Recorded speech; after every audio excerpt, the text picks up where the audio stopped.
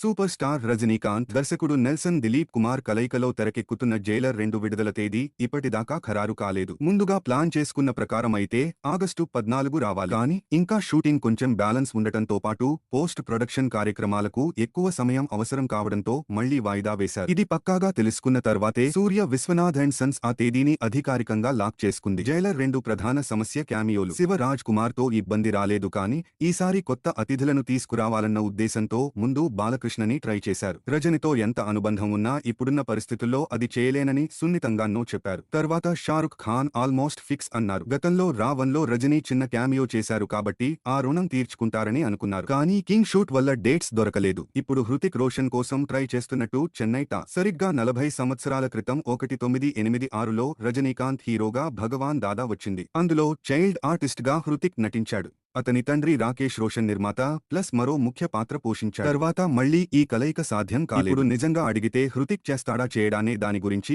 సినీ వర్గాలు ఆసక్తిగా ఎదురు చూస్తున్నారు. ఎందుకంటే గెస్ట్ రోల్స్ అంటే హృతిక్ సుముఖత చూపడు. ఈ లెక్కన వినాయక చవితికి మాత్రమే జైలర్ 2 వచ్చే ఛాన్స్ ఉంది. ముత్తువేల్ పాండియన్ జైలర్ కాక ముందు ఏం చేశాడనే ఎపిసోడ్స్ లో పైన చెప్పిన ప్రత్యేక పాత్రలు వస్తాయట. ఇది పూర్తి చేయగానే నెల్సన్ దిలీప్ కుమార్ కు ఇంకో పెద్ద బాధ్యత ఉంది. కమల్ హాసన్, రజనీకాంత్ మల్టీస్టారర్ ని తెరకెక్కించాలి. ఈ ప్రాజెక్టు పరంగా తను చాలా ఒత్తిడి ఎదుర్కోబోతున్నాడు. ఇద్దరు దర్శకులు మారాక తన చేతికి వచ్చింది. జైలర్ 2 పెద్ద విజయం సాధిస్తే దానికి మరింత ఊపొస్తుంది.